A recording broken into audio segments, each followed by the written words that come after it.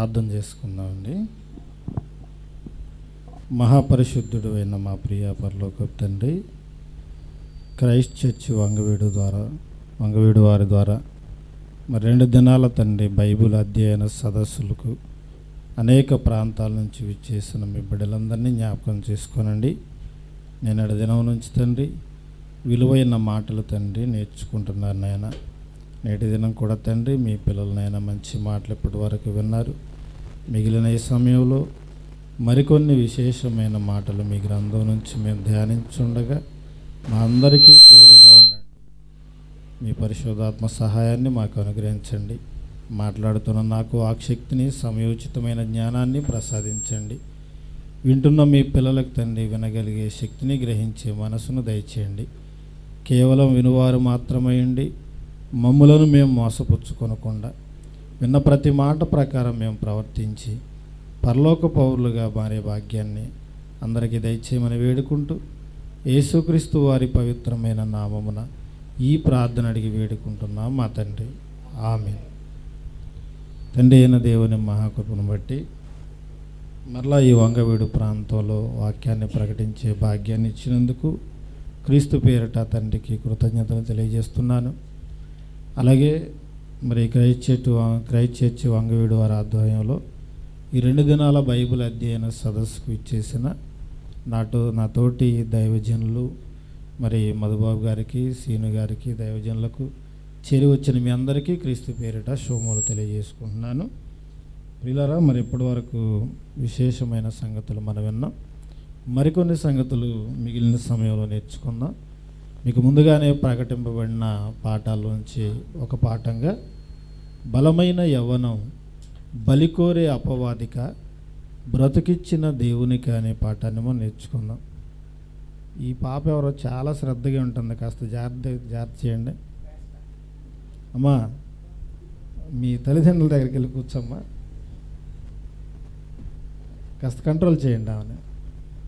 ప్రియులరా, బలమైన యవ్వనం, బలికోరే అపవాదిక, బ్రతుకిచ్చిన దేవునిక. బలికోరే అపవాదిక, బ్రతుకిచ్చిన దేవునిక. ప్రియమైన దేవుని వల్లరా, దేవుడు ప్రతి మనిషిని కూడా ఈ భూమి మీద పుట్టించి ఆ మనుషుల జీవితాలలో ఎన్నో దశలు దాటుకుంటూ రావాలని కాలక్రమేణా దేవుడు ఈ మానవ దేహాన్ని అభివృద్ధి పొందిస్తున్నాడు. తల్లి గర్భంలో ఉండగా మన రూపం ఎంత ఉంటుందండి? ఎంత ఉంటుంది? మహా అయితే 1 అడుగు ఆకారం, 2-3 కేజీల బరువు ఉంటుంది. అది పౌష్టికాహారం తల్లి తీసుకుంటే. లేదంటే ఇంకా పిల్లలు ఇంకా చిన్నగా ఉంటారు. అలా 2-3 కేజీలు ఉన్నారంటే వాళ్ళు ఆరోగ్యవంతులు అని చెప్పేసి డాక్టర్లు నిర్ధారణ చేసి ఇంటికి వెళ్ళవచ్చు అని చెప్పేసి సెలవిస్తారు. అంటే ఆ 2-3 కేజీల ఆకారంలో ఉన్న మనం రాను రాను కాలంలో మనమంతా కూడా ఎదిగి బలము పొందుకుంటాం. అంటే యేసుక్రీస్తు వారి గురించి బైబిల్లో రాయించబడిన మాట, శిశువు ఎదిగి బలము పొందుచుండెను అన్నాడు. అర్థమైందా? మనమంతా కూడా యేసుక్రీస్తు ఒక్కరికేనా బలం? అందరికీ కదండి. మనమంతా ఎదిగామా లేదా? మనం పుట్టినప్పుడు ఇలాగే ఉన్నామా? లేదు. కాలక్రమేణా ఎన్నో మార్పులు మనలో చోటు చేసుకున్నాయి. అర్థమైందా? ఎన్నో మార్పులు చోటు చేసుకున్నాయి. పిల్లలు పెద్దవాళ్ళు అవగానే వాళ్ళకి వస్త్రాలంకరణ అని చెప్పేసి నూతన వస్త్రాలు, బట్టలు తొడుక్కుంటారు. అంటే పుట్టిననాటి నుంచి వాళ్ళు బట్టలు తొడుక్కోలేదా? మరలా ఇప్పుడు కొత్తగా నూతన వస్త్రాలు అంటున్నారు ఏంటి? వాడు పుట్టినప్పటి నుంచి కొత్త బట్టలు ధరింపజేస్తూనే ఉన్నాం కదా. అంటే ఈ శరీరంలో మార్పులు వచ్చాయి. ఏమండి? వాళ్ళ ఆలోచనలో మెచ్యూరిటీ, శరీరంలో మార్పులు చోటు చేసుకున్నాయి. అందుకే పండగ చేసుకుంటున్నారు. అర్థమైందా?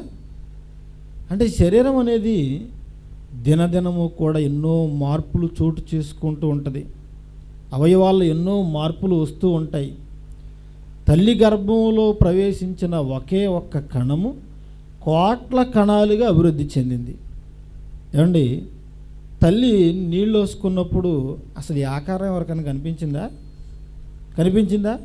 ఆ నీళ్ళు వేసుకోవడానికి ముందటి 2 నెలలు 3 నెలల ముందే తల్లి గర్భంలో ప్రవేశించిన ఆ కణం ఎవరి కంటికి కనిపించలేదు. ఆ తల్లికి ఏదో వామిటింగ్ అవుతున్నాయి, వాంతులు వస్తున్నాయని, ఏదో తేడాగా ఉందని డాక్టర్ దగ్గరకు పోతే అప్పుడు డాక్టర్ గారు అసలు విషయం చెప్తారు. అమ్మా, నువ్వు కన్సీవ్ అయ్యావమ్మా, నెల తప్పావమ్మా, గర్భవతి అయ్యావంటారు. అండ్ బయట భర్త ఉంటాడు, వెంటనే ఆ తీపి కబురు ఆయన చెవులు వేయాలని ఈవిడ పరిగెత్తుకుంటూ వస్తుంది. ఏవండి, నేనంట నీళ్ళు పోసుకున్నానంటండి. నోరు మూసుకోమ్మా, రోజు ఇంటి దగ్గర బకెట్లు పోసుకుంటున్నావు, మళ్ళీ కొత్తగా పోసుకునేది ఏముంది? అతనికి అర్థం కాదు ఏంటి భాష, మరలా చెవిలో చెప్పాలి. అది కాదండి సంగతి ఇదనగానే అప్పుడు వెంటనే మదరెళ్ళి స్వీట్లు తెచ్చి అందరికీ పంచుతారు, నేను తండ్రిని కాబోతున్నానని చెప్పేసి. అవునా? ఆ ఒక్క కణము ఎన్ని కోట్ల కణాలుగా అభివృద్ధి చెందింది చూడండి. 1 2 2 4 4 8 8 16 16 32 32 64 ఇలా కోట్ల కణాలండి. ప్రతిదినము కూడా దేవుడు ఆ కణాలను కాపాడుతున్నాడు. 139:16 మనం చదువుకున్నాం కదండి. నేను పిండమునై ఉండగా నీ కన్నులు నన్ను చూశాయి, నియమింపబడిన దినముల్లో ఒక్కటైనా కాకమునిపే నా చరిత్ర అంతా నీ గ్రంథంలో రాసుకున్నావయ్యా. మన లైఫ్ స్పాన్ మొత్తం రాసుకున్నాడట, ఆయన గ్రంథంలో లిఖించుకున్నాడట. అంటే తల్లి గర్భంలో ఉన్నప్పటి నుంచే దేవుని కనుదృష్టి మన మీద ఉందా? ఉందండి, ఉంది. ఆయన కంటికి కనిపించని సృష్టం అంటూ ఏదీ లేదట. అలాంటి దేవుని కన్నులు తల్లి గర్భంలోనికి కూడా వెళ్ళిపోయాయి. అంటే మనం స్కాన్ చేస్తేనండి లోపల ఏముందో మొత్తం కనిపిస్తాయి. ఎంఆర్ఐ స్కాన్ చేస్తే చాంతాడంత పేపర్ బయటకు వస్తాయి మిషన్లో నుంచి. అప్పుడు నీకు ఏమేమి రోగాలు ఉన్నాయో అన్నీ బయట పెడతా ఉంటుంది. అవునా? ఒకప్పుడు నాడి పట్టుకొని చెప్పేవాళ్ళు, ఈరోజు అలాంటి వైద్యులు లేరు. ఏమండి, పెద్ద పేపర్ వస్తుంది బయటికి. చూడండి, ఎంఆర్ఐ స్కాన్, అది ఎక్స్రే తీస్తే ఎముకల వరకే పడుతుంది ఆ ఫోటో. స్కానింగ్ అయితే ఇంకా లోపలికి చొచ్చుకొని పోతుంది. ఏమండి, అవి అల్ట్రావైలెట్ రేస్ అనమాట, అతినీలలోహిత కిరణాలు, పవర్ఫుల్ అనమాట అవన్నీ కూడా. కానీ దేవుని చూపు అంతకంటే పవర్ఫుల్ అండి. ఏమండి, ఈ అల్ట్రావైలెట్ రేస్ కానీ, స్కానింగ్ కానీ, ఎంఆర్ఐ కానివ్వండి, మానవ హృదయంలోనికి వెళ్తుందా? హృదయంలోనికి వెళ్ళదు. ఆ హృదయం యొక్క తలంపులు శోధించేది ఏది? దేవుని వాక్యము. ఏమండి, చర్మాన్ని, మాంసాన్ని, ఎముకలను, కీళ్లను, మూలుగను విభజించునంత మట్టుకు దూరుతుందట వాక్యం. అందుకే కొట్టినా నిజం చెప్పని వాడు మనసాక్షి గద్దించినప్పుడు వాడంతటా వాడే వచ్చి చెప్తాడండి. అర్థమైందా? ఏమండి, ఎవరికి లోబడిన వాడు వాక్యానికి ఖచ్చితంగా లోబడతాడు. ఎందుకంటే వాక్యం గద్దిస్తూ ఉంటుంది. ప్రియులారా, దేవుడు కనుసన్నల్లోనే మన జీవితం అంతా జరిగిపోతూ ఉంటుంది. మనం అంతా పిండముగా ఉన్నప్పుడే దేవుని కన్నులు మనం చూస్తూ ఉన్నాయట. ఎందుకు దేవుని కన్నులు మనం చూస్తున్నాయండి? చిన్న పిల్లల్ని అప్పటి నుంచి మన పిల్లలు పెద్ద అయ్యేంతవరకు నిత్యము మన కన్నులు వాళ్ళని చూస్తూనే ఉంటాయా? ఎందుకు చూస్తాం మనం అంతా? వాళ్ళకి సంరక్షణ, కాపుదల. కోడి ఏమంటే పిల్లలను మేత మేయించడానికి తీసుకువెళ్ళిపోతూ ఉంటుంది. మేత మేస్తూనే ఉంటుంది, మరో పక్క శత్రువు జాడ కనిపెడుతూ ఉంటుంది. పక్షిరాజు రాగానే రెక్కలు విప్పుకుంటూ ఉంటుంది. ఎందుకు? తన పిల్లలను కాపాడుకోవాలని. దేవుడు కూడా అంతేనండి. నా పిల్లల్ని నేను కాపాడుకోవాలని తల్లి గర్భంలో ఉన్నప్పటి నుంచే గమనిస్తున్నాడు. అవయవాల ఎదుగుదలను గమనిస్తూ ఉన్నాడు. వాటన్నిటినీ కూడా నిర్మాణం చేస్తూ ఉన్నాడు. రూపు ఏర్పరుస్తున్నాడు.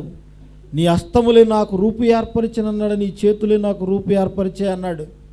అంటే దేవుడు చేతులతో మనల్ని అనుదినము మలస్తూ ఉన్నాడు.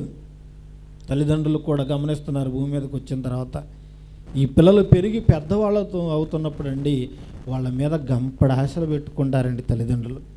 మా పిల్లలు మాకు మంచి పేరు తెచ్చే పిల్లలుగా ఉండాలి, మాకు వన్నె తెచ్చే పిల్లలుగా ఉండాలి, మా పేరును చెడగొట్టే వాళ్ళుగా ఉండకూడదు సమాజం అని చెప్పేసి ఆ పిల్లలు మంచిగా ఉండాలి, అందరి వలన మంచి పేరు సంపాదించాలన్న ఆలోచనతో మనం అంతా ఉంటాం కదండి.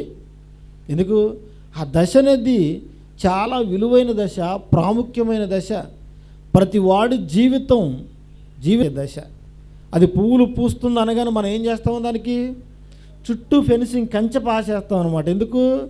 ఏమంటే పశువులు మేయకుండా, పురుగులు చీడపేడలు ఏమైనా సోకుతున్నాయని చెప్పేసి జాగ్రత్త తీసుకుంటాం. ఎందుకంటే ఎదిగిన మొక్క మనకు ఫలాలనిచ్చే దశ, దాన్ని ఫలాలనిచ్చే దశ. అందుకే అలాంటి పిల్లల గురించి దేవుడు మాట్లాడుతూ తన గ్రంథంలో ఒక విశేషమైన మాటను ఉపయోగించాడు. చూద్దాం. 144వ అధ్యాయము 12వ వచనాన్ని చూడండి. 144వ అధ్యాయము 12వ వచనం. మా కుమారులు తమ యవ్వన కాలమందు ఎదిగిన మొక్కల వలె ఉన్నారు, మా కుమార్తెలు నగరునకై చెక్కిన మూల కంబముల వలె ఉన్నారు అన్నాడండి. మూల కంబముల వలె. ప్రియులారా చూడండి, కుమారులు కుమార్తెలు ఇరువురు గురించి దేవుడు సంబోధిస్తున్నాడు. మా కుమారులు తమ యవ్వన కాలమందు ఎదిగిన మొక్కల వలె ఉన్నారు అన్నాడు. ఎదిగిన మొక్క దేనికి సంకేతం? ఫలాన్నిచ్చేది, పంటనిచ్చే దశ.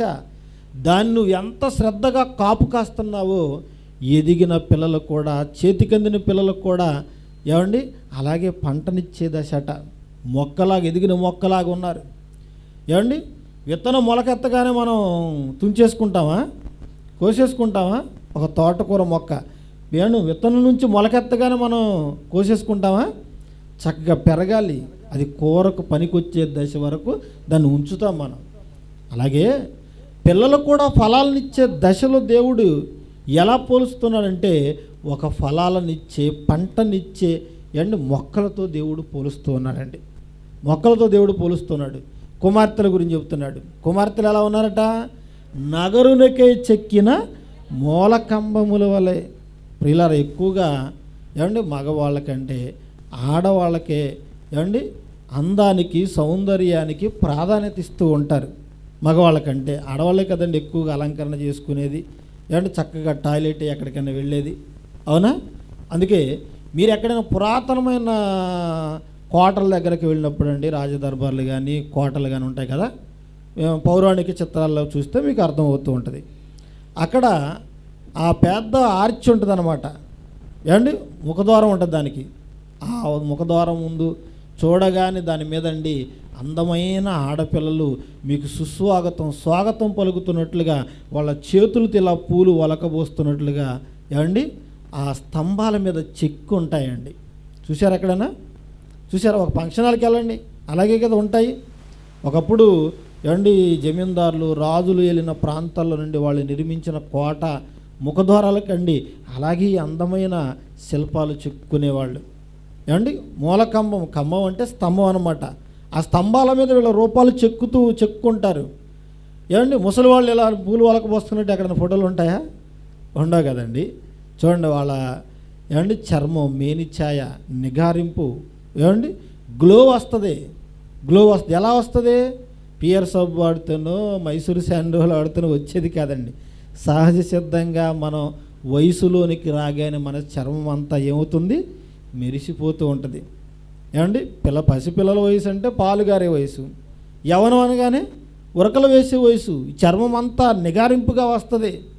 నిగారింపు వస్తే చిన్నప్పుడు చీవుడు ముక్కేసుకొని ఉన్న వయసుకు రాగానే చాలా అందంగా ఉంటారు. నీట్నెస్ మీద వాళ్ళకి శ్రద్ధ.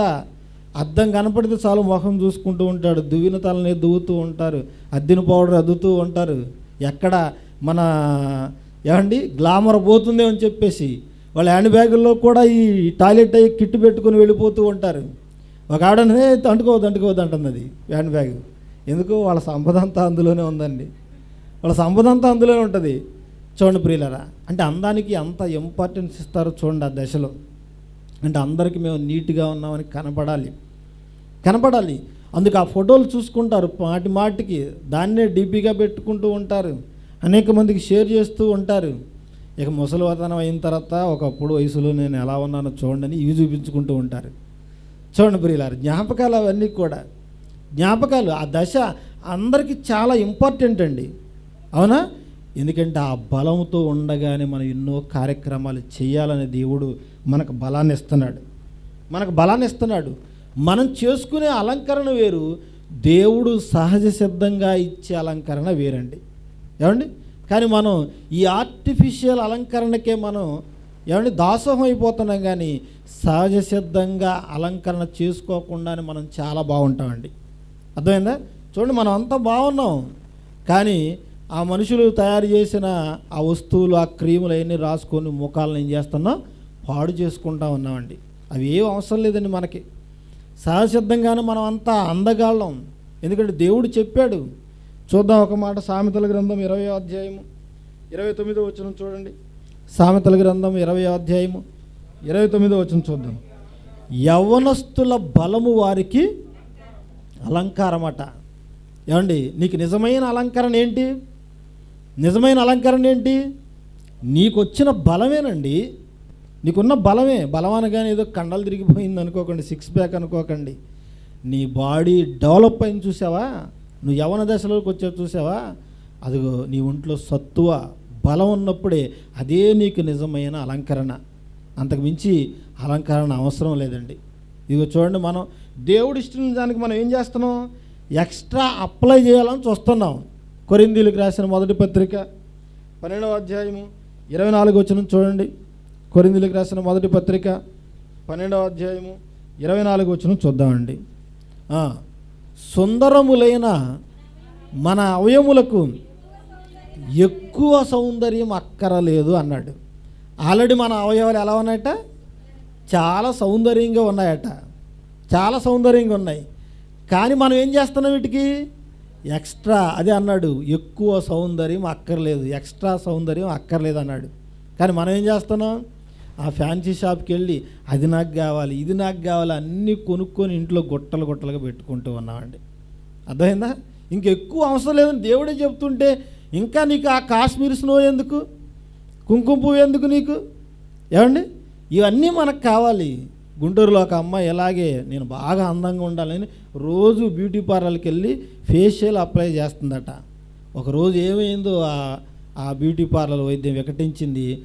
ఏమండి, రాత్రి పడుకొని తెల్లవారు నిద్ర లేచి చూసేసరికి ఈ ముఖం అంతా కూడా చేప పొలుసుల్లాగా ఊడిపోతూ ఉందట. వాళ్ళ దగ్గరికి వెళ్ళారు కేసు పెడదామని. మేము ఏదో చేసామమ్మా, నువ్వేం చేసుకున్నావు మాకు తెలియదని వాళ్ళు చేతులు దులుపుకున్నారు. అవసరం అంటారా? అది అవసరం అంటారా? ఏమండి, దేవుడు మన జీవితంలో మనకి ఏది అవసరం అది తప్పకుండా ఇస్తాడు. మొదట ఆయన రాజ్యాన్ని, నీతిని మనం వెతికినప్పుడు. ఏమండి, నువ్వు అందంగా లేవని బాధపడిన అవసరం లేదు. దేవుని పని చేయడానికి అందంతో పనే ఉందండి? పనే ఉంది చెప్పండి. అందుకే సుందరములైన మీ అవయవాలు చూసుకోండి, ఏ వంక లేదు. అన్నీ బాగానే ఉన్నాయా? కళ్ళు, కాళ్ళు, చేతులు, చెవులు, ముక్కు అన్నీ బాగానే ఉన్నాయి కదండి. ఎక్కువ సౌందర్యము అక్కర్లేదంటున్నాడండి. ఎందుకు అవన్నీ మనం అప్లై చేసుకోవటం? ఫెయిర్ అండ్ లవ్లీ కంపెనీ ఎప్పుడు పెట్టారు చెప్పండి? ఎప్పుడు పెట్టారండి? అసలు నేను పుట్టాను లేదు, నాకు తెలియదు. అన్ని సంవత్సరాల నుంచి ముఖానికి రాసుకున్నాం, కానీ ఎప్పుడైనా పాల లాంటి నిగారింపు మనకు వచ్చిందండి? 7 వారాలు రాస్తే ఇలా ఉంటారు, 10 వారాలు రాస్తే అలా ఉంటారని. ఏమండి, మన డబ్బులు దండగ తప్ప ఎప్పుడైనా ఆ గ్లోనెస్ మనకు వచ్చిందా? ఏమండి, నల్లవాళ్ళు నల్లగానే ఉన్నారు. కాకి రంగు మారుతుందా? చిరుతపులి మచ్చలు మారుతాయా?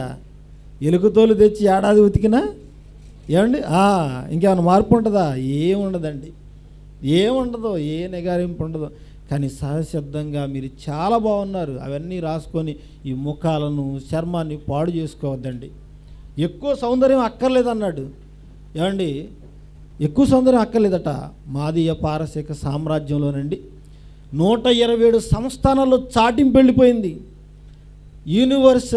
మిస్ యూనివర్స్ ఎవరున్నారో వాళ్ళు ఎన్నుకుందామని చెప్పేసి అహష్వేరోషు రాజు ప్రకటన చేశాడండి. ఎందుకంటే వస్తీ అందగత్తే, కానీ ఆమెలో వినయ విధేయత లేదు. ఏమండి, వినయ విధేయత లేదు.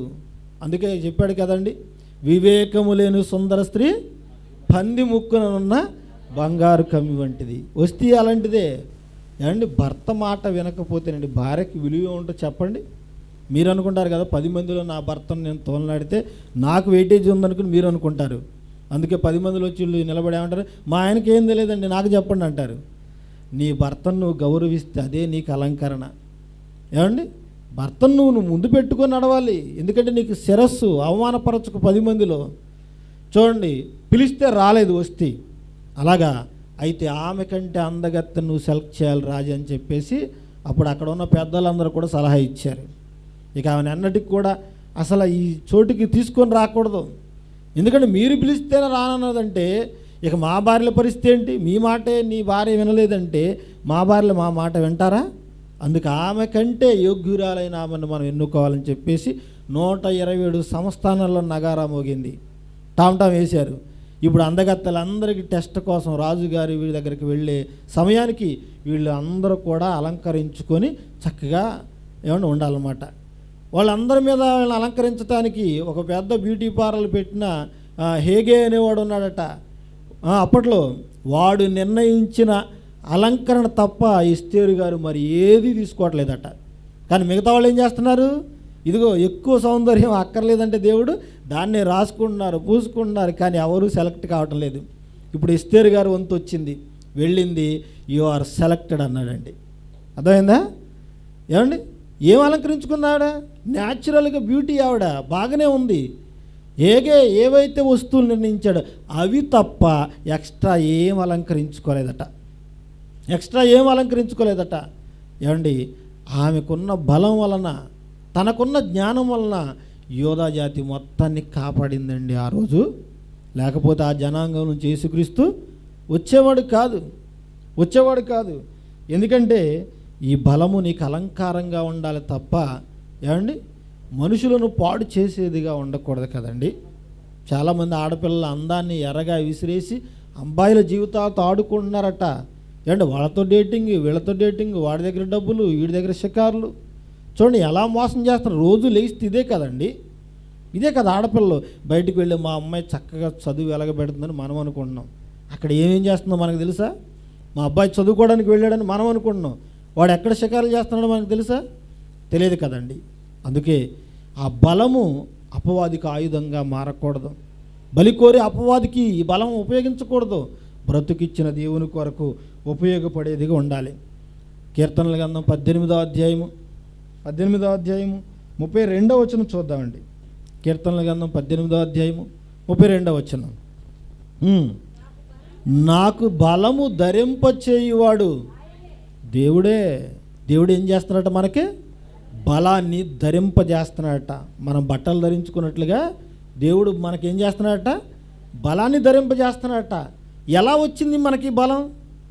ఏమండి, ఎలా వచ్చింది? బూస్ట్ తినటం వల్ల, హార్లిక్స్ తాగటం వల్ల లేదు కదండి. ఏమంటే మన జీవితంలో ఎన్ని దశలు ఉంటాయో తెలుసు కదండి. చిన్నప్పుడు శిశువులుగా ఉంటారు, అది శైశవ దశ. ఆ తర్వాత బాల్య దశ, కౌమార దశ, యవ్వన దశ, మధ్యస్థ దశ, వృద్ధాప్య దశ. ఈ దశలన్నీ దాటుకుంటే కానీ శ్మశానానికి మనం వెళ్ళాం. అర్థమైందా? ఇవన్నీ దాటితేనే కదండి. ప్రియులారా చూడండి, ఈ దశలన్నిటిలో దేవుడు ఏం చేస్తున్నాడంటే నీకు బలాన్ని ధరింపజేస్తున్నాడట. నువ్వు తినే ఆహారం వల్ల కాదండి. ఏమండి, నువ్వు తీసుకునే ఆహారం వల్ల కాదు, దేవుడే బలాన్ని ధరింపజేస్తున్నాడు. ఇదిగో ఈ వయసులో ఇన్ని కేజీల బరువు ఉండాలి, నువ్వు లెక్కలు కట్టుకున్నావు. కానీ దేవుడు ఆల్రెడీ ఎప్పుడో మనుషులందరికీ బలాన్ని క్రమక్రమంగా ధరింపచేస్తున్నాడు. ఇప్పుడు చూడండి, మనం 6 అడుగుల ఆకారం 60 కేజీలు బరువు ఉన్నామంటే పుట్టినప్పుడు ఎంత ఉన్నాం? పసిగుడ్డు కదండి, 2-3 కేజీల బరువు, అడుగు ఆకారం. మరి ఇప్పుడు మనకి ఎంత ఆకారం? ఏమంటే 6 అడుగుల ఆకారం 60 కేజీల బరువు వచ్చిందంటే ఈ దేహంలో బలాన్ని ఎవరు ధరింపజేశారు? దేవుడేనట. దేవుడే ధరింపజేశాడు. కానీ బలం చూసుకొని మనం పొంగిపోతూ ఉంటాం, విర్రవిగిపోతూ ఉంటాం. నాలాంటి వారు ఎవరు లేరు అనుకుంటామండి. ఈ బలం నీది కాదు. ఎవరు ధరింపజేశారు? దేవుడండి. దేవుడు. అదే కీర్తనల గ్రంథం 62వ అధ్యాయము 11వ వచనం చూడండి. 62:11 చూడండి. బలము తనదని ఒకమారు దేవుడు సెలవిచ్చాడు, అది 2 మార్లు నాకు వినబడింది. 2 సార్లు వినపడింది. ఒక మనిషి ఒక్కసారి చెబితే ఎన్నిసార్లు వినపడద్ది? ఒక్కసారి వినపడద్ది. భాష అట ఒక్కసారి చెబితే 100 సార్లు వినపడిద్ది అట. ఏమండి, ఇది అంతా అబద్ధమండి. దేవుడు ఒక్కసారి చెప్తే 2 సార్లు వినపడిందట. 2 సార్లు వినపడిందట. అంటే దేవుడు గంభీరమైన స్వరం. చూడండి ప్రియులారా, ఏమండి, మనుషులుగా మనం ఒక్కసారి చెప్తే సహజంగా ఒక్కసారి వినపడుతుంది, రెండోసారి రిపీట్ అవ్వదు కదా. కానీ దేవుడు చెప్తున్నాడట, బలము నాది అన్నాడట. అమ్మో, బలం నాది కదా, దేవుడుదా అన్నట్టుగా రెండోసారి మరలా ఆయనకి వినపడిందట. బలం ఎవరిదండి? దేవునిది. మనం ఏమనుకుంటున్నాం? అబ్బా నాది బలం అనుకుంటున్నాం. చూడు సిక్స్ ప్యాక్ నాదనుకుంటున్నాం, నీది కాదయ్యా బలం, నీది కాదు బలం. ఆ పసిగుడ్డుగా ఉన్నప్పుడే దేవుడు నిన్ను పిలిస్తే ఈ బలం అంతా ఏమైపోయేది? అప్పుడే మట్టిలో కలిసిపోయేది కదండి. మరి ఇంతకాలం నిన్ను పెంచి పోషించి ప్రతిదినము నీకు బలాన్ని ధరింపచేసిన దేవునిదట బలం, దేవునిది బలం. బలం దేవునిది అయినప్పుడు మరి బలం ఎవరికి ఉపయోగపడాలి? ఎవరికి ఉపయోగపడాలి? అందుకే యవ్వన కాలం ముందు కాడి మోయిట నరునికి మేలు. విలాపవాక్యాలు 3:27 చదువుకున్నాం కదండి. ఏమండి 3:27 చదువుకున్నాం. ప్రియులారా, యవ్వన కాలమున దేవుని కాడి మోయాలి, యెహోవా కాడి మోయాలి. ఎందుకంటే ఆ కాడి మోపిన వాడు ఆయనేనట. మన మీద కాడి మోపింది ఎవరు? దేవుడే కదండి. ఆ కాడి వద్దనకూడదు. ఎందుకంటే నువ్వు యవనస్తుడిగా ఉన్నప్పుడే దేవుని పని చేయాలి. ముసలివాళ్ళు అయిపోతే చేస్తారండి? చేస్తారా? ముసలివాళ్ళు అయిపోతే చేయరు కదా. చూడండి, యవనస్తులుగా ఉన్నారు కాబట్టి శ్రీను గారు, వినోద్ గారు, వారికి సహకారులుగా ఉన్న సంఘం అంతా, కొండలరా గారు, అలాగే మడుపల్లి జాషువా గారు, చూడండి వాళ్ళు ఫోటోలు వేశారు. చూడండి వాళ్ళు ఎన్ని కార్యక్రమాలు చేస్తున్నారు ఈ ప్రాంతాల్లో. చూడండి ప్రియులరా, వాళ్ళు యవనస్తులుగా ఉండగానే చేయాలి. అదే ముసలివాళ్ళు అయిపోతే చేయగలరండి? అదే పేతురుతో యేసుక్రీస్తు వారు తిరిగి లేచిన తర్వాత అన్నాడు, పేతురు నువ్వు యవనస్తుడు అయినప్పుడు నీకు ఇష్టం వచ్చిన చోటుకి వెళ్ళా, నువ్వు వెళ్ళిపోతావు అన్నాడు. అదే ముసలివాడైపోతే నువ్వేమయ్యాలి? నీ చెయ్యి పట్టుకొని నేను తీసుకువెళ్ళాలన్నాడు. అర్థమైందా? అందుకే యవనస్తులుగా ఉండగానే మనం ఏం చేయాలి? దేవుని పని చేయాలి. దేవుని పని చేయాలి. చేయుటకు నీ చేతికి వచ్చిన ఏ పనైనా నీ శక్తి లోపం లేకుండా చెయ్యి. ఎందుకంటే నువ్వు పాతాళానికి వెళ్ళావనుకో, అక్కడ తెలివి లేదు, ఉపాయం లేదు, జ్ఞానం లేదు, అంత అపాయమే తప్ప. అర్థమైంది? పనే లేదు అక్కడ చేయటానికి. పని ఎక్కడుంది? ఎక్కడ ఉంది? ఇక్కడ ఉన్నప్పుడు నువ్వు ఎంతమందికి సహకరిస్తావో సహకరించు, ఎన్ని మీటింగ్లు పెడతావో పెట్టు, ఏ పని చేస్తావో చెయ్యి. దానివలన వచ్చిన రూపాయితో దేవుని పని మనం చెయ్యాలి. అందుకే దేవుడు మనుషులందరికీ బలాన్ని ఇచ్చాడు. ఏమండి, పనికి పెట్టుకున్న వాళ్ళు బలవంతుని పెట్టుకుంటారా, బక్కచిక్కిన వాడిని పెట్టుకుంటారా? ఎవరు పిలుస్తారు? పని బాగా చేసేవాడిని పిలుస్తారు. మీరు పొలాలకు వెళ్తున్నారండి, ఏమండి, వరి పొలాలు, ఆ పత్తి చేలలకు వెళ్ళిపోతున్నారు కదా, బాగా పని చేసేవాళ్ళని పెట్టుకుంటారా, పని చేయని వాడిని పెట్టుకుంటారా? పని చేసేవాడిని. అందుకే దేవుడు కూడా నీకు బలం ఉన్నప్పుడే నా కాడి మోయాలి, నువ్వు నా పని చేయాలి అని చెప్పేసి తన సేవ కొరకు దేవుడు పిలిచాడండి. తన సేవ కొరకు దేవుడు పిలుస్తున్నాడు. ప్రియులరా, ఆ దేవుడు పిలిచినప్పుడే మనం దేవుని పని చేయాలి. దేవుడు పిలిచినప్పుడే దేవుని పని చేయాలి. ఎందుకంటే బలం ఆయనదే. పరలోక ప్రార్థన చేస్తాం చూసారా మనం, మత్తయి సువార్త 6:10లో ఆ చివరిలో ఒక మాట ఉంటుందండి. ఏమని? రాజ్యము, శక్తియు, మహిమ నీవై ఉన్న. మన దగ్గర పుట్టినోట్లు ఏమి రాశాడు చూడండి ఒకసారి. పుట్టినోట్లు ఏమి రాశాడో చూడండి. ఏమండి, రాజ్యము, శక్తి, మహిమ నీవై ఉన్నవని రాశాడు కదా. ఆ క్రింద పుట్టినోట్లు ఏమి రాశాడు చూడండి చిన్న అక్షరాలతో. రాజ్యము, బలము, మహిమయు నీవై ఉన్నవి. అంటే ఇప్పుడు బలం ఎవరిదట? బలం ఎవరిది? దేవునిది. మనది ఏమీ లేదండి, నిమిత్త మాత్రం. ఏమండి, ఈరోజు కన్ను మూయాలంటే ఈరోజు కన్ను మూయాలి. రాత్రి మనం నిద్రలేస్తున్నామంటే ఆయన దయ కదండి, ఆయన దయ. లేకపోతే మనం శ్మశానంలో ఉండాలి ఎప్పటికే. ప్రియులారా, ఆయన దయ మన మీద దండిగా ఉంది కాబట్టి మనం ఇప్పటి వరకు బ్రతికి బట్ట కట్టగలుగుతున్నాం. నీకు బలాన్ని ధరింపచేశాడు, ఆయన బలం నిన్ను బ్రతికింపజేస్తున్నాడు. మరి ఆ బలంతో ఎవరు పని చేయాలండి? దేవుని పని చేయాలా వద్దా? దేవుని పని చేయాలా? ఇశ్రాయేలు సమూహం అంతా కూడా 40 దినాలు కూర్చొని గడగడలాడుతున్నారండి. మరోపక్క ఫిలిష్తీయుల సైన్యం అంతా కూడా కూర్చొని ఆహాకారాలు చేస్తున్నారు. వీళ్ళిటు గుడారాలు వేసుకున్నారు, వాళ్ళటు గుడారాలు వేసుకున్నాడు. ఒకడు వచ్చాడు, ఏమండి, ఒకడు వచ్చి మధ్యలో ఇలా గీత గీసి వెళ్ళిపోతున్నాడు. రోజు కబడ్డీ కోర్టులో గీసినట్టు, ఏమండి, గీత గీస్తున్నాడు. ఎవడవాడు? గాతువాడైన గొల్యాతట. ఫిలిష్తీయుల జనాంగం నుంచి వచ్చాడండి. వాడు వస్తున్నాడు. ఒరేయ్, మీ దేవుడు జీవం గల దేవుడు అని చెప్పుకుంటున్నారు కదా, మీరు సున్నతి కలిగిన ప్రజలని చెప్పుకుంటున్నారు కదరా, మీలో ఎవడైనా మగవాడు ఉంటే నాతో వచ్చి పోట్లాడండి, అప్పుడు మేము మీకు దాసులం అయిపోతాం. నన్ను గెలిస్తే ఒకవేళ మీరు ఓడిపోతే మీరు మాకు దాసులు అయిపోవాలని రోజు వచ్చి సవాల్ చేసి వెళ్ళిపోతున్నాడండి వాడు. ఏమండి, ఇశ్రాయేల్లో ఎవడు ముందుకు రావట్లేదు. ఏమంటే సౌలు రాజుగా ఉన్నాడు. సౌలు ఎలాంటి వాడు తెలుసండి? ఆజానుభావుడట. ఇశ్రాయేలు జనాంగం అంతా కూడా అతని భుజాల వరకే వస్తారట. ఈ పై భాగం అంతా ఈయన ఎత్తుగా ఉన్నాడు వాళ్ళందరికంటే. సౌలు వాళ్ళందరినీ అసెంబ్లీలో నిలబెడితే వెనకాల సౌలు వెనకాల ఎవడో కనపడ్డట. అందుకే మన స్కూల్కి వెళ్ళినప్పుడు అసెంబ్లీ పెడతారు కదా చిన్నపిల్లలకి, పొద్దున్నే వందే మాత్రం పాడటానికి. ఎవరు ముందు నిలబెడతారు? ముందు పొట్టివాడిని, ఆ తర్వాత పొడుగువాడిని, కాస్త పొడుగువాడిని, అందరికంటే పొడుగున్నవాడు వెనక ఉండాలి. ఎందుకు? అందరికి కనబడాలి కదా. క్రికెట్ గ్రౌండ్లో ఏమండి కుర్చీలు ఎలా ఉంటాయి చెప్పండి? ఎలా ఉంటాయి? కింద నుంచి అలా ప్రతి స్టెప్ పైకి ఉంటాయి. ఎందుకంటే ముందు టికెట్ కొనుక్కున్నవాడు ఎత్తుగా ఉన్నాడు అనుకోండి, వెనకాల వాడికి ఏం కనపడద్ది? అర్థమైందా? సౌలు కూడా అలాగే ఉన్నాడు. భుజముల కంటే ఇశ్రాయేలు అందరూ కిందకే ఉన్నారట, ఈయన ఒక్కడు ఎత్తుగా ఉన్నాడట. ఆజానుభావుడట. ఆజానుభావుడు పెద్దవాళ్ళు అనేవాడు అండి. ఇదిగో ఈయన కండె మనిషి అనేవాళ్ళు, పెద్దవాళ్ళు తెలిసి ఈ భాష. కండె మనిషి అంటే 6 అడుగులు ఉన్నాడని చెప్పేసి, లేదా అంతకంటే ఎక్కువ ఉన్న వాళ్ళని అలా పొగుడుతూ ఉంటారు. ఈయన కూడా ఎత్తుగానే ఉన్నాడు. సౌలు కూడా రాజు, దేవుడు అభిషేకించాడు. ఎందుకు? నా ప్రజలను కాపాడాలని కదండి. రాజు అంటే ఎలా ఉండాలి? సామెతలో చెప్పాడు కదా, తన సైన్యమునకు ముందు నడుచు రాజు అన్నాడు. రాజు అంటే ముందు ఉండాలి, సైన్యాన్ని నడిపించేవాడే ఉండాలి, టీవీగా ఉండాలి. టీవీగా ఉండాలి. రాజ టీవీ అంటారు చూసారా? వెన్ను చూపకూడదు, వెన్ను తిరగకూడదు, భయపడకూడదు. వాడు ఆకారాన్ని చూసి భయపడుతున్నారండి. వాడు ఎన్ని అడుగులు ఉన్నాడట? వాడు ఎన్ని అడుగులు ఉన్నాడు? 6 మూరల జానడండి. ఈ మూర అంటే అడుగున్నర. అర్థమైందా?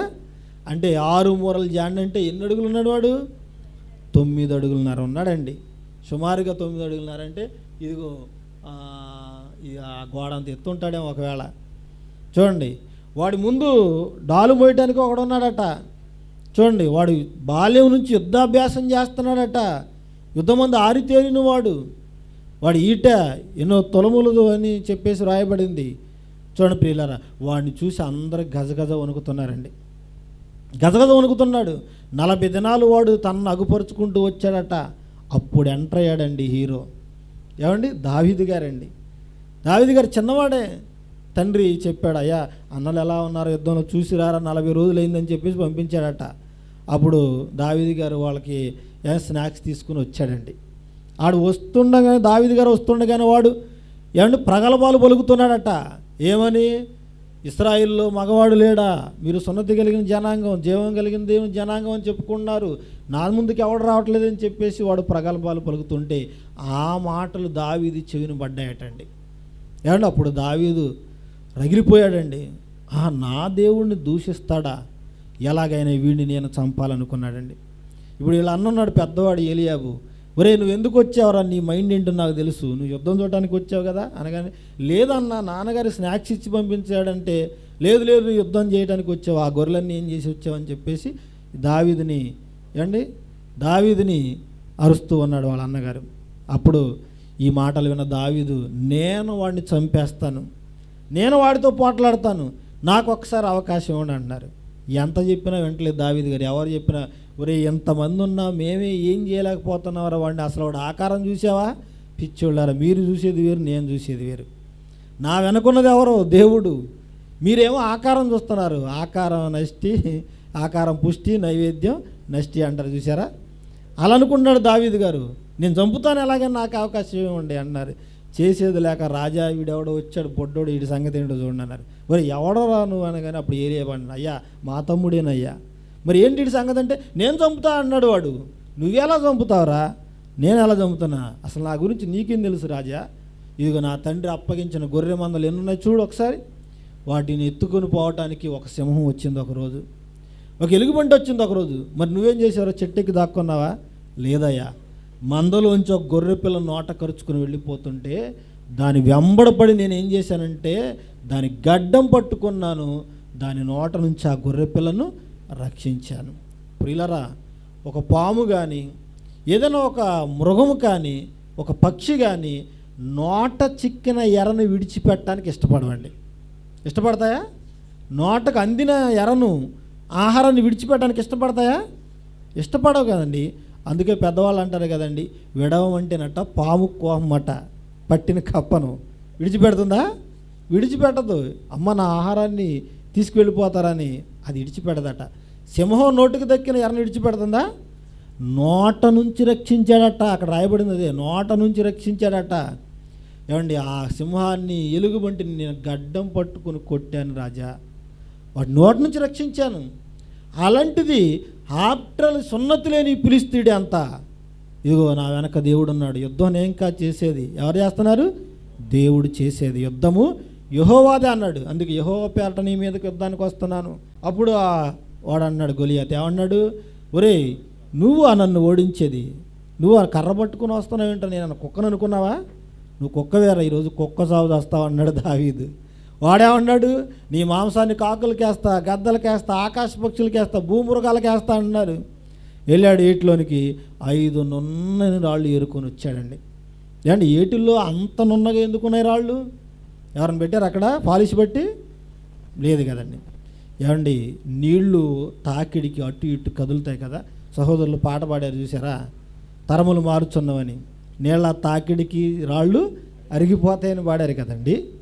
వీళ్ళు చూడండి, ఆ వరదకని దొర్లి దొర్లి దొర్లి ఆ రాళ్ళు కరుకుగా ఉన్న రాళ్ళు నునుపుదేలు ఉంటాయండి. అర్థమైందా? ఆ 5 రాళ్ళు చెక్కమని ఉంచుకున్నాడు, ఒకే రాయి గురి పెట్టాడండి. అలా అలా తిప్పేశాడు. నాది కాదుర యుద్ధం, దేవుని ఒకే దెబ్బ కొట్టాడండి. ఎక్కడికి వెళ్ళిందట రాయి?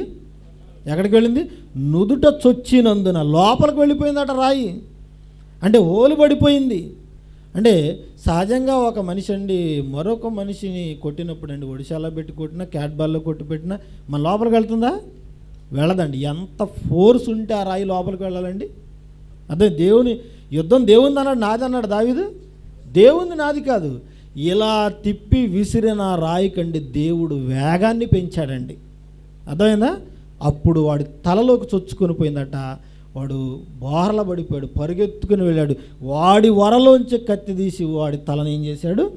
ఖండించాడండి, తెగ నరికేశాడు. ఆ రోజు ఆ తలను పట్టుకుని వచ్చాడండి దావీదింటికి. బాడీని అక్కడే వదిలిపెట్టాడు. ఫిలిష్తీయులు అంతా పారిపోయారు. మరి వాడి శవాన్ని ఎవరు తినాలి? దావీదు శవాన్ని ఎవరికేస్తానన్నాడు? ఆకాశ పక్షులకు, భూమృగాలకు వేస్తానన్నాడు. ఇప్పుడు ఎవరి శవాన్ని విక్కుతున్నాయి? అప్పుడు ఆ తలను పట్టుకుని యెరూషలేము వీధుల్లోనికి వచ్చాడండి దావీదు. అప్పుడు సీయోను కుమార్తె అందరూ ఏమని పాట పాడారు? దావీదునకు 10,000 మంది, సౌలునకు 1000 కొలది. ఆయనకు 10,000 కొలది శత్రువులను హతం చేశాడు. అంటే దావీదు యుద్ధానికి వెళ్ళి కత్తి పట్టుకుంటే ఎంతమందిని చంపే సామర్థ్యం ఉంది ఆయనకి? 10,000 మంది తలను. అలిసిపోడు అప్పటి వరకే. అర్థమైందా? 10,000 మంది అలిసిపోడు ఆయన. ఆ బలం ఎవరు ఇచ్చారండి దావీదికి? దేవుడండి. దావీది కాదు బలం, ఆయనకు తెలుసండి. 2014లోనండి ఈ పురాతన శాస్త్రవేత్తలు తవ్వకాలు జరిపారండి ఆ బెత్లెహేము ప్రాంతంలో, యెరూషలేము ప్రాంతంలో. దావీదు రాజుగా ఉన్నప్పుడు ఒక నగరాన్ని కట్టించుకున్నాడు కదా, ఆ నగరం బయటపడిందట. ఆ బిల్డింగ్లోనండి ఒక పెద్ద ఆకారంలో తల బయటపడిందట. తల బయటపడింది. 9 అడుగుల ఆకారంలో ఉన్నాడంటే వాడు తల ఎంత ఉండాలి? ఏమండి ఆ ఎత్తుకు తగ్గట్టుగా ఉంటుంది కదండి పెద్దగా తల ఆకారాన్ని బట్టే. మన ఆకారాన్ని తగ్గట్టుగా మన తల పుర్రె, వాడికి తగ్గట్టుగా వాడికి ఉంటుంది. అర్థమైందా? ఆ తలగానం దొరికినప్పుడు, ఆ పుర్రె దొరికినప్పుడు అండి అందులో నుదుటి మీద చక్కగా రంధ్రం చేయబడి ఉందట. అసలు ఎవరిదా ఈ తలని వీళ్ళు ఎంక్వైరీ చేస్తే ఇంకెవరిది? ఆ రోజు ఆ తల తీసుకుని వచ్చాడు కదా దావీదు, వాడిదే, గొలియాతుదే అన్నారటండి. వాళ్ళు నిర్ధారణ చేశారు. 2014 మీరు నెట్లో సెర్చ్ చేయండి, ఉంటుంది. దావీదు భవంతి బయటపడింది. ఏమంటే అందులో ఈ గొలియాతు తల కూడా బయటపడింది. నిజమేనా? నిజమే కదండి. ప్రియులారా, గొలియాతు అంత ఆకారంలో దావీదు భయపడలేదండి. ఎందుకంటే దేవుడు నాకు బలాన్ని ధరింపజేశాడు. బలము దేవుంది, నేను నిమిత్తం మాత్రుడిని, యుద్ధం యెహోవాదే, వస్తున్నా కాచుక అన్నాడు. చంపేశాడా లేదా? చంపేశాడా? కప్పల్లోనండి ఏమండి చిన్న చిన్న కప్పలు ఉంటాయి, చిట్టి కప్ప అంటారు, ఇంకా రకరకాల కప్పల పేర్లు ఉంటాయి కదండి. పెద్ద సైజులు ఉంటాయి కదా కప్పలు. ఇప్పుడు కప్పలన్నింటిలో పెద్ద కప్పను కొనుక్కున్నారు శాస్త్రవేత్తలు. దానికి ఒక పేరు పెట్టారండి. ఏంటి ఆ పేరు? చదువుకున్న పిల్లలు ఎవరైనా చెప్పగలరా? ఏమండి పెద్ద కప్పగా పెట్టిన పేరు చెప్పండి. ఏం పేరు అది? రానా గొలియాత్ అని పెట్టారండి. ఏం పేరు దాని పేరు? రానా గొలియాత్. ఈ గొలియాత్ అన్న పదం ఎక్కడి నుంచి వచ్చింది సైంటిస్టులకి? ఎక్కడి నుంచి వచ్చింది? ఇదిగో ఆ గాతు వాడైన గొలియాత్ వాడి పేరు మీద. ఎందుకంటే వాడు పెద్ద ఆకారంలో ఉన్నాడు కదా. ఈ కప్పల్లో పెద్ద కప్పకు కూడా వాడి పేరు పెడదామని చెప్పేసి ఏం పేరు పెట్టారు దానికి? రానా గొలియాత్ అని చెప్పేసి పేరు పెట్టారండి. అంటే ఇవన్నీ చరిత్ర సాక్ష్యాలండి, చరిత్ర సాక్ష్యాలు పిల్లరా. అందుకే దావీదు బలం నాది కాదయ్యా, దేవుంది అన్నాడు. ఆయన పేరిటే యుద్ధానికి వెళ్ళాడు. చూడండి 18వ అధ్యాయము మొదటి 2 వచనాలు చూడండి. 18వ అధ్యాయము మొదటి 2 వచనాలు, కీర్తనలు గ్రంథము.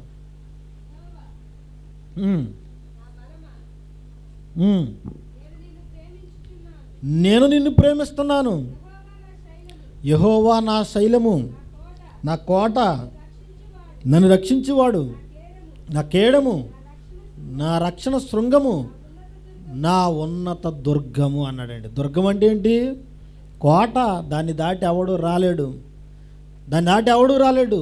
నా కోట, నా కేడము, నా రక్షణ శృంగము, నా బలం ఎవరంటే దేవుడే, నాది కాదు బలము.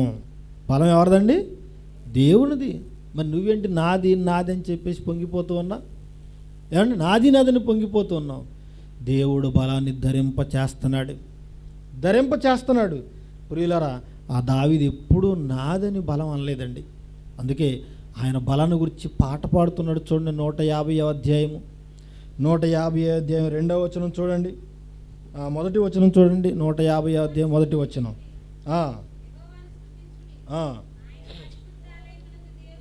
దేవుని స్తుతించండి, ఆయన బలమును ప్రసిద్ధి చేయు, ఆకాశ విశాలమందు ఆయనను స్తుతించుడి. చూసారా? ఆయన బలమును ప్రసిద్ధి చేయ ఆకాశ విశాలమందు. ఉందా పాట? ఉందండి. దేవుని స్తుతించుడని అది దావీదు గారు రాసిన పాటేనండి. చూడండి, అది ఆ కీర్తన అంతా పాట కట్టారు. మీకు తెలియదు అసలు కీర్తనలను ఎందుకు రాశారు? అవన్నీ పాటలే, మనం పాడుకోదగిన పాటలు. అందుకే మధ్య మధ్యలో చూడండి, అల్తా షిహేతు రాగం మీద పాడదగినదని చెప్పేసి ఏమండి ఉంటుంది ఆ పాటలో. చూడండి ఏమండి, ప్రధాన గాయకునికి గిత్తీతు రాగం మీద పాడదగిందని చెప్పేసి ఇవన్నీ ఏమనుకున్నారు? పాటలు. భక్తులు పాడిన పాటలు, వాళ్ళు చేసిన ప్రార్థనలే గ్రంథస్థం చేయటం అనేది జరిగిందండి. అంటే ఈ 150 అధ్యాయం అంతా పాట రాసుకున్నాం మనం. ఏమండి పాట కట్టుకున్నామా? అంటే దావీదు గారు చూడండి, నా బలం ఎవరో కాదు, ఆయనే. ఇప్పుడు నేనేం చేయాలి? ఆయన బలాన్ని ప్రసిద్ధి చేయాలి. ఇశ్రాయేలులో దేవుని బలం ఉన్నదని తెలియాలంటే దావీదు అనేవాడు వచ్చి గొలియాత్ అనేవాడిని చంపాలి. ఆ బలం నాది కాదు, దేవునిది. ఎందుకంటే జీవము గల దేవుని సైన్యాలను తిరస్కరిస్తావా? ఇశ్రాయేల్లో ఈరోజు దేవుడు ఉన్నాడని నీకు తెలియాలి అని చెప్పేసి దేవుని పక్షాన్ని నిలబడింది ఎవరండి? దావీదండి, దావీదు. అందుకే ఆయన అన్నాడు, ఈ బలం నాది కాదు, నాకు ధరింపజేశాడు. ఈ బలాన్ని చూసి మనం ఏమనుకుంటున్నాం? నాది అని చెప్పేసి విర్రవిగిపోతున్నామండి.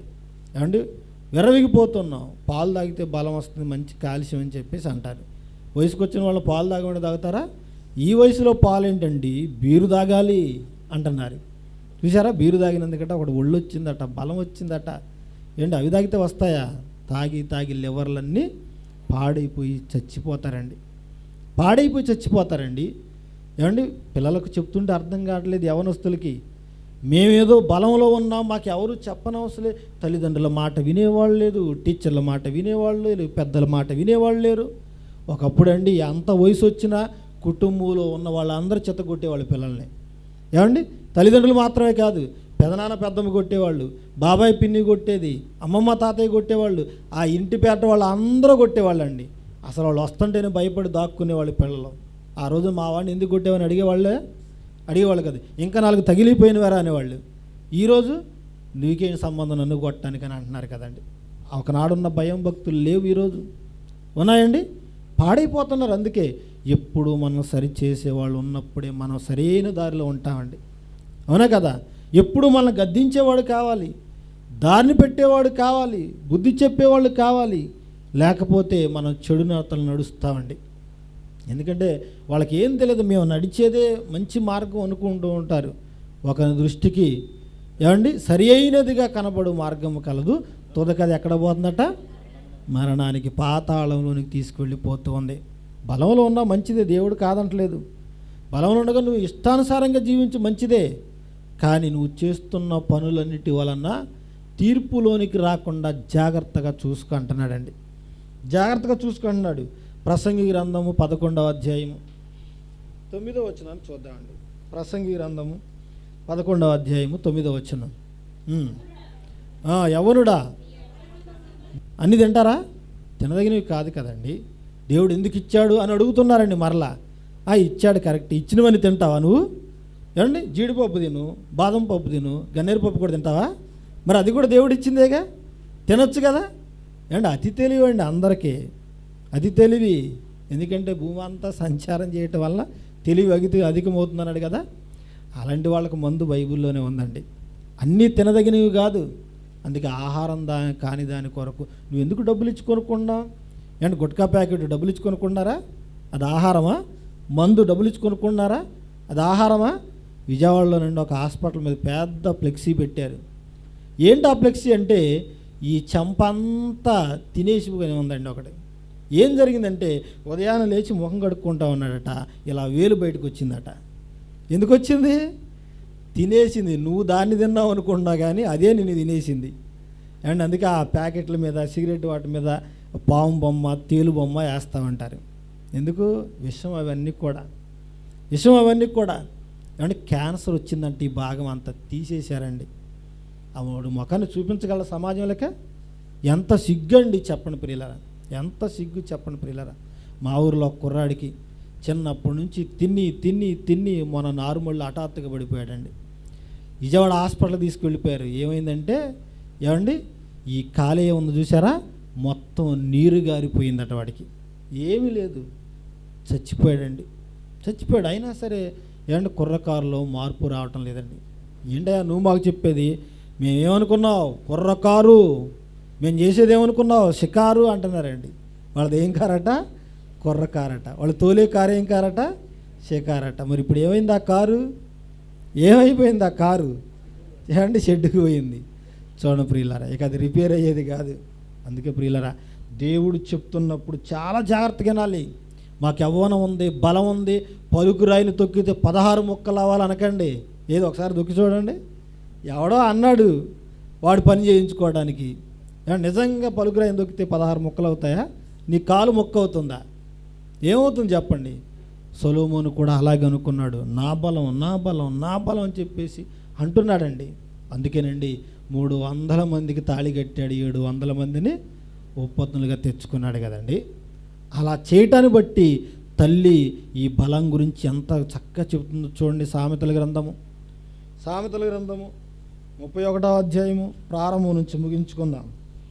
సామెతల గ్రంథం 31వ అధ్యాయము ప్రారంభం నుంచి. రాజైన లెమూయేలు మాటలు. అతని తల్లి అతనికి ఉపదేశించిన దేవోక్తి. నా కుమారుడా నేనేమంటాను? నేను కన్న కుమారుడా నేనేమనాలి? నా మ్రొక్కుకొని కనిన కుమారుడా నేనేమనాలి? నీ బలమును స్త్రీలకు ఇయ్యకము, రాజులను నశింపచేయు స్త్రీలతో సహవాసము చెయ్యవద్దు అంటుంది. ఎవరండి తల్లి? ఎవరి తల్లి? రాజైన లెమూయేలు. సొలొమోనుకే మరొక పేరు అనమాట. ఎదీద్య అని పేరు కూడా ఉంది అతనికి. జ్ఞానం గల కుమారుడు అని పేరుందా? సొలొమోనుకి చాలా పేర్లు ఉన్నాయండి. అలాంటి ఈ రాజు తల్లి చెప్తుందండి. ఎవరండి? సొలొమోను గారి తల్లి పేరేంటి? బత్షెబ. ఎందుకంటే సొలొమోను కంటే ముందు ఒక బిడ్డ చచ్చిపోయిందా లేదా?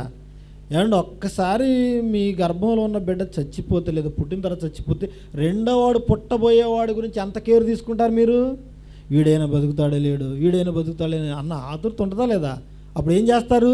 దేవుడికి మొక్కుంటారు. అయ్యా వీడైనా బ్రతికించు, ఈసారైనా బ్రతికించు అని మొక్కుంటారా లేదా? మొక్కుంటారు కదండి. దావీదు ఉపవాసం ఉండి ప్రార్థన చేసినా కానీ, కన్నీళ్ళు విడిచినా కానీ వాడు బ్రతకలేదు. ఇదంతా చూస్తుంది కదా తల్లి కళ్ళారా. అందుకే ఈసారైనా బ్రతికించయ్యా, మా తప్పులు క్షమించయ్యా అని చెప్పేసి బత్షెబ ప్రార్థన చేసిందండి. మొక్కుకుందట. ఇప్పుడు ఈ మొక్కుకున్న కుమారుడు వచ్చి ఏం చేస్తున్నాడండి? స్త్రీలతో ఇష్టానుసారంగా తిరుగుతున్నాడండి. ఏమండి 1000 మంది అంటే కనీసం అసలు ఒక్కొక్క స్త్రీని చూడటానికి 1 సంవత్సరం 3 సంవత్సరాలు పడుతుంది కదండి. ఏమండి వాళ్ళందరినీ ఎలా పోషించాడు, వాళ్ళందరినీ ఎలా ఏలాడు చెప్పండి ప్రియులారా. ఏమండి ఒకరిద్దరు చాలరన్నట్టు అంతమందిని అతను ఉపపత్నులుగా చేసుకున్నాడంటే తల్లి బాధపడుతుంది. ఒరే ఎందుకురా నువ్వు వచ్చింది, అసలు ఎందుకురా నువ్వు పుట్టావు, నీ బలాన్ని ఎందుకురా వాళ్ళకి ఇచ్చేస్తున్నావు అని చెప్పేసి బాధపడిపోతుంది. అసలు నువ్వు ఎందుకు పుట్టావో తెలుసా, నువ్వు ఎలా పుట్టావో తెలుసా, నేను మొక్కుకుంటే పుట్టావు, వరపుత్రుడు మొక్కుంటే పుట్టావు, అలాంటి నువ్వు దేవుడిచ్చిన బలాన్ని దేవునికి ఇవ్వకుండా ఎందుకురా స్త్రీలకు ఇచ్చేస్తున్నావు అని చెప్పేసి బాధపడిపోతుందండి. ఆ స్త్రీలు మామూలు వాళ్ళు కదా, ఎలాంటి వాళ్ళు తెలుసా, రాజులను నశింపజేస్తారు.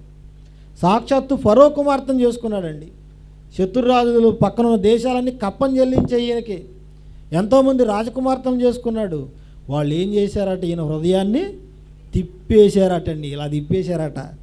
ఏమండి ఆ వైపు దేవుడికి యెరూషలేము కొండ మీద గుడి కట్టాడు, బంగారు దేవాలయం.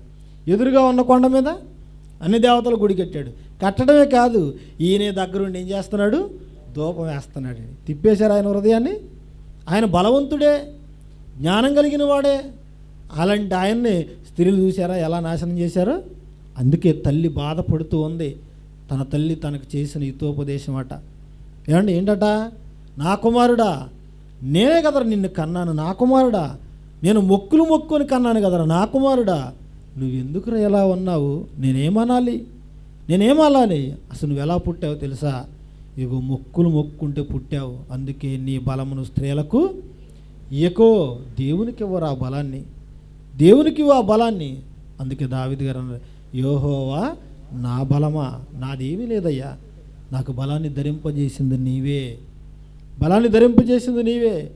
ఈరోజు చూడండి యవనస్తులు నేరాలు ఘోరాలు ప్రతి నీచ కార్యం చేసేదంతా కూడా వాళ్లే కదండి.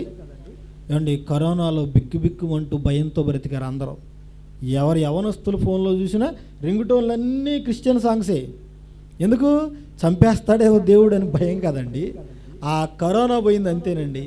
ఎక్కడ చూసినా ఆ పచ్చని పంట పొలాల్లో రాత్రి సెల్ ఫోన్ లైట్లు వేసుకొని చక్కగా తాగుతున్నారండి.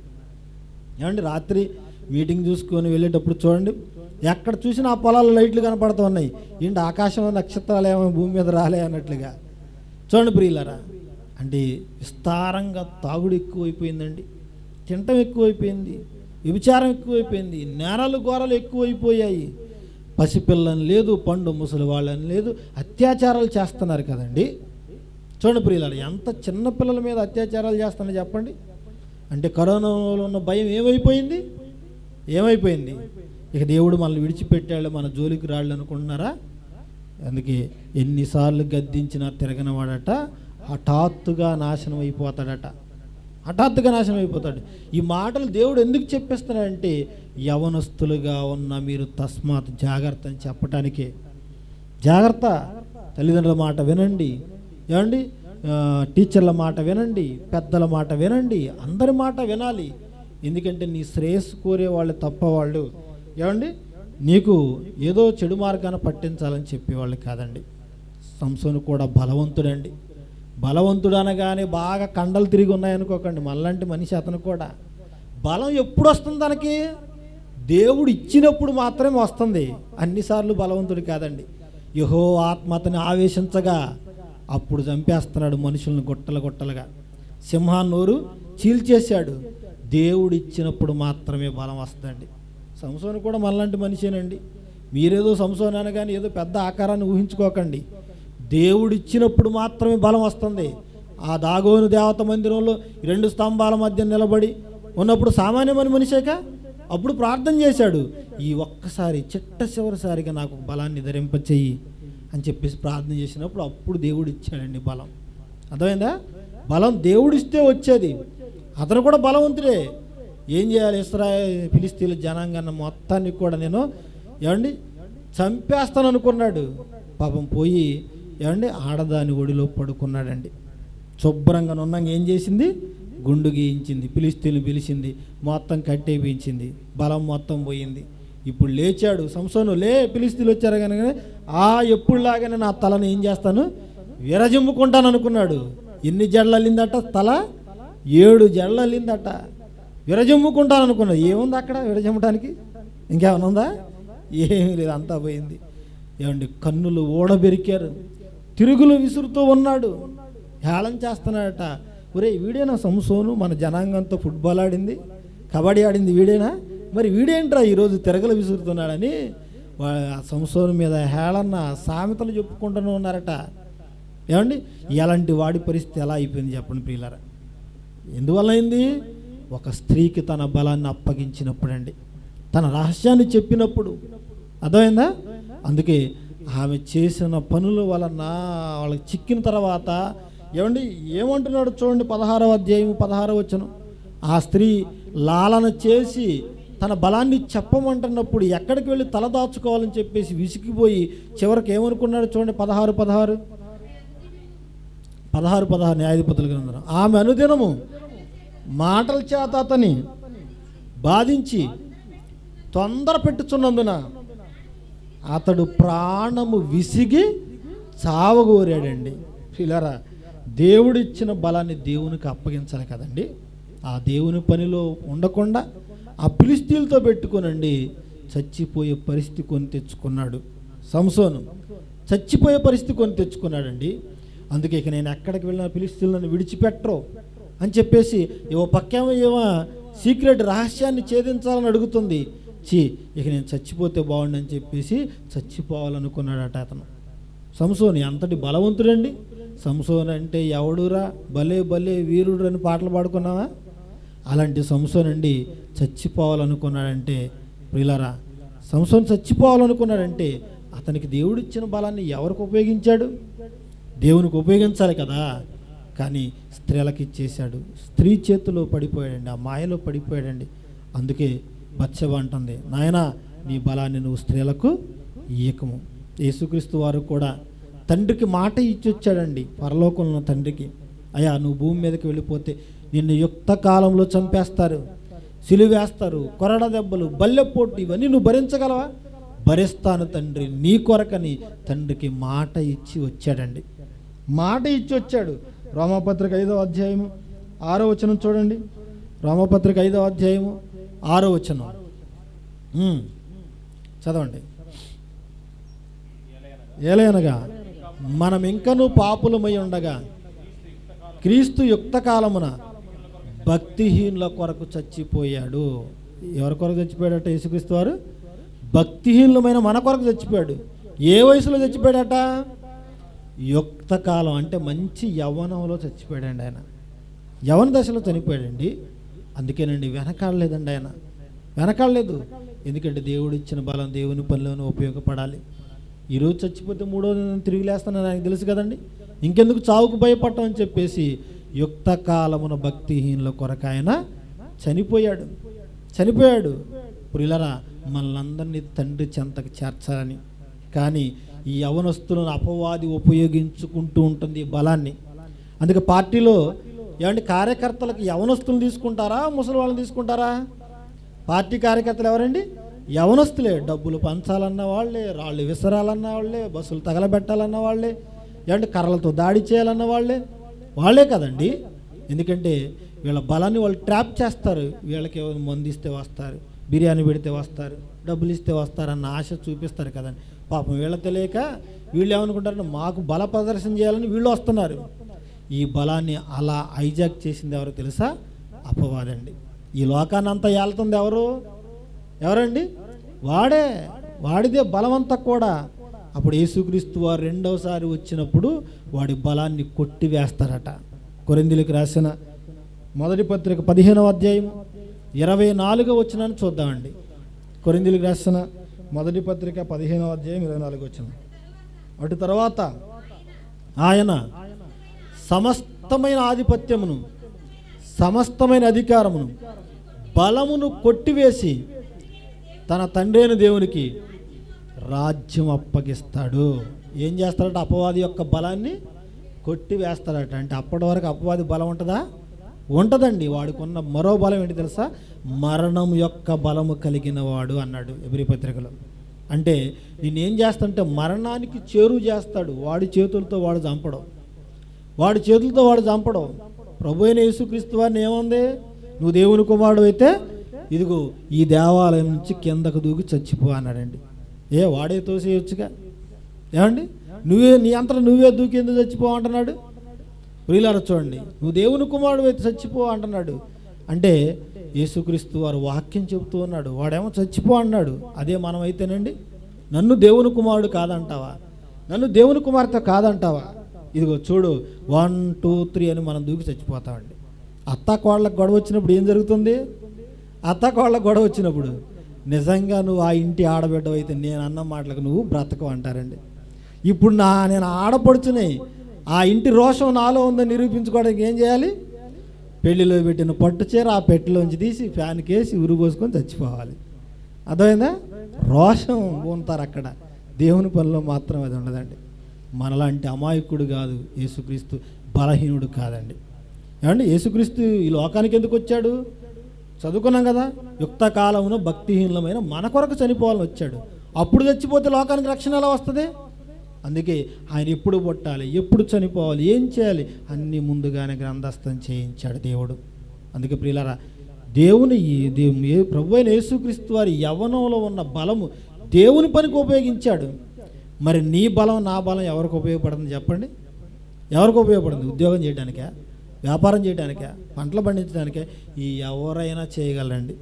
ఎవరు చేయలేరు ఇవి? వ్యవసాయం మనం చేయలేమా? ఉద్యోగం మనం చేయలేమా? వ్యాపారం మనం చేయలేమా? ఎందుకు సేవ చేస్తున్నాం? పాస్టర్ గారు అంటే ఏ పని రాదనుకోకండి, అన్ని పనులు వచ్చు సేవకుడికి కూడా. మరి ఎందుకు అన్ని పక్కన పెట్టి వచ్చారంటే నశించిపోతున్న ఆత్మల కొరకు తన బలాన్ని ఉపయోగించాలని ఈ దేవుడు ఇచ్చాడు. ఏమండి, ఈ శేష జీవితాన్ని దేవుని పనిలో ఉపయోగించాలని వచ్చాడు తప్ప ఏ పని చేతక కాదండి. మాకు 2 కాళ్ళు ఉన్నాయి, మాకు 2 చేతులు ఉన్నాయి, చేయలేం పని చేయగలం. ఎందుకు ఈ పని ఇష్టపడి వచ్చామంటే జీతం కొరకు వచ్చామండి. ఇష్టపడి చేసిన ఎడల నాకు జీతము దొరుకుతుంది అన్నాడు. అదిగో దాని కొరకు వచ్చామండి. మిమ్మల్ని కూడా ఆ జీతం కొరకే పురికొల్పుతూ ఉన్నాం. అందుకే ప్రియులరా, ఏమండి, బ్రతుకిచ్చిన ఈ దేవుని కొరకే ఈ బలాన్ని ఉపయోగించాలండి. నీ యవ్వన బలం ఎవరికి ఉపయోగించాలి? బ్రతుకిచ్చిన దేవుని కొరకు. బలికోరే అపవాది కాదు. అందుకే ఇకనైనా ఆ బలికోరే అపవాది తంత్రములను మనం విరిగి వాడి మాయలో పడకుండా మన సంపూర్ణ బలంతో దేవుని పని చేసి మరి అనేక ఆత్మలు దేవుని చెంతకు చేర్చాలని కోరుకుంటూ ఈ మొదటి పాఠాన్ని ముగిస్తున్నాను. ప్రార్థన చేసుకుందామండి. ప్రేమ నమ్మకము కలిగిన మా ప్రియ పరలోకపు తండ్రి, మనుషులకు నాయన బలాన్ని ధరింపచేసేది మీరే తండ్రి. మా బలం నాయన మాకు అలంకారంగా ధరింప చేస్తున్నారు తండ్రి. ఇదిగో ఈ బలాన్ని తండ్రి వ్యర్థపరచకుండా తండ్రి మీ సేవలో వినియోగించులాగిన కృపను అనుగ్రహించండి. మా శరీరంలో ఉన్న ప్రతి అవయవం తండ్రి మీ చిత్తానుసారంగా మలచబడింది. మీ చిత్తాన్ని నెరవేర్చి తండ్రి మేమంతా తండ్రి ఈ లోకంలోనైనా ఇదిగోనైనా మా జీవితాన్ని కొనసాగించే భాగ్యాన్ని దయచేయండి. మీరెంత బలవంతులో మీ బలాన్నే మనుషులందరికీ ధరింపచేస్తున్నారన్న సంగతి యవనస్తులకు అర్థం కావాలి, ప్రతి ఒక్కరికి అర్థం కావాలి తండ్రి. అవయవాలు బలంగా ఉన్నప్పుడే మూలుగా బలిసి ఉండగానే తండ్రి మీ పని చెయ్యాలని మీరు కోరుతున్నారు తండ్రి. యుక్త కాలంలో తండ్రి యేసుక్రీస్తు వారి భక్తిహీనులమైన మా అందరి కొరకు చనిపోయాడు. తన యవ్వన బలాన్ని సంపూర్ణంగా మీ పనిలోన తండ్రి వినియోగించారు తండ్రి. మేము కూడా తండ్రి మా బలాన్ని మీ పనిలో అలాగనే వినియోగించి మీరున్న మహాలోకానికి చేరుకునే భాగ్యాన్ని మా అందరికీ దయచేయండి. తర్వాత జరగనున్న సెషన్లో తోడుగా ఉండమని కోరుకుంటూ క్రీస్తు వారి పుణ్యనామమున ఈ ప్రార్థన అడిగి వేడుకుంటున్నాం మా తండ్రి. ఆమేన్. అందరికీ వందనాలండి.